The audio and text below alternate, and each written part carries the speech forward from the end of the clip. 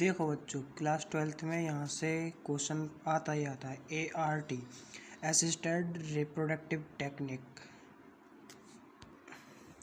इसका मतलब है सहायक जन्म प्रौद्योगिकियाँ तकनीक। अब ये बच्चों देखो, दो भागों में विभाजित हैं।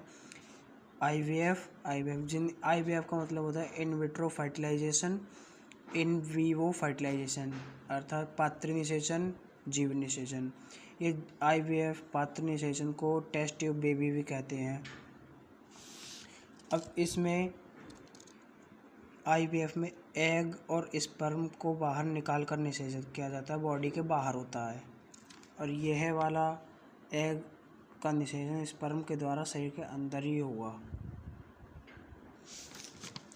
अब ये देखिए, सर्वप्रथम इंग्लैंड के शहर ओलिगम में लेस्ली और गिलीवेंट ब्राउन ने 25 जुलाई 1978 को test tube baby Louise Joy Brown को जन्म दिया, जो कि ये सबसे पहला हुआ था।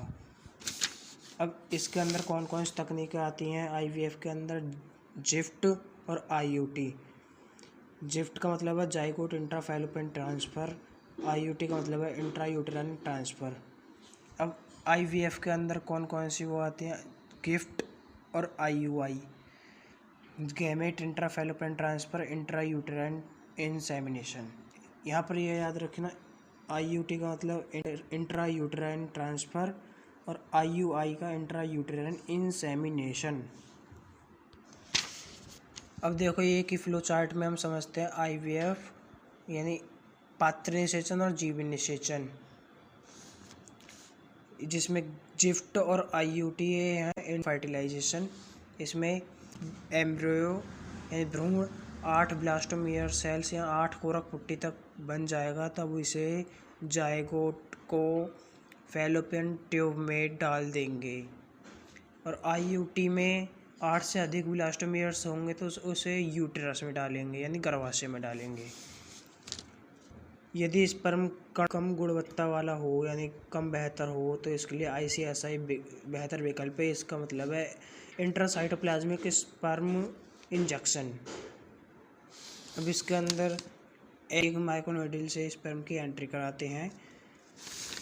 इसमें एग तथा स्पर्म यूटेरस ठीक हो, FSH के सुपर ओवुलेशन का पता लगाया जाता है। कंडीशन चाहिए यूटेरस की कैविटी चेक बाय हिस्टोस्कोपी टेक्निक यानी हिस्टोस्कोपी टेक्निक के माध्यम से यूटेरस की कैविटी को पता लगाया जाता है। अब जीवे निषेचन में गिफ्ट गैमेट वे मादाएं जो एग को रिलीज नहीं कर पाती यानी एग उत्पादन नहीं कर पाती हैं, बट 9 माह तक एम्ब्रियो को संभाल सकती हैं, तो किसी भी डोनर मदर से वे एग को लेकर डॉक्टरों के द्वारा फैलोपियन ट्यूब में डलवाती हैं, तथा जहाँ पर इंसेमिनेशन जब मेल और फीमेल करेंगे तब उसका फर्टिलाइजेशन हो सके, यानी एग का स्थानांतरण लेप्रोस्कोप से किया जाता है। IUI, यदि पुरुष का इरेक्टाइल डिसफंक्शन है तो स्त्री के प्रति यहाँ दूसरे के स्पर्म को कलेक्ट करके फीमेल के रिप्रोडक्टिव पार्ट में ट्रांसफ़र करते हैं। स्पर्म भी कम हो तब भी ये कंडीशन हो सकती है।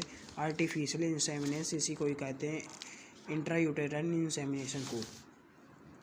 ये कैथेटर द्वारा